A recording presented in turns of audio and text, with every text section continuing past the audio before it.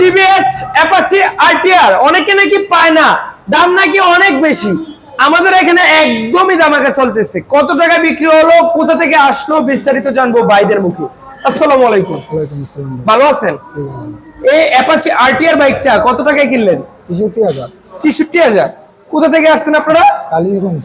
কালীগঞ্জ গোরাশাল থেকে আসছেন। আসলে অনেকে আইসে সবাই বলে ভাই দূর থেকে আসে, কিছু ছাড় দেন, কিছু ছাড় দেন। এটা আশা করতে পারে না, আশা করে।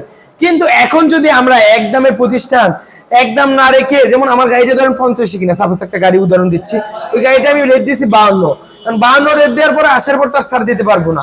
কিন্তু আমি যদি ওইটা কাস্টমারের জন্য বাড়ানো ছাড় দেওয়ার জন্য 55 বলে ছাড় দিই, তাহলে কি ঠিক হবে এটা? তাহলে এই ছাড় থেকে ছাড় না নেওয়াই ভালো, এবং আমার প্রতিষ্ঠানটা আমি সবচেয়ে কম প্রাইসে বেচতে পারবো।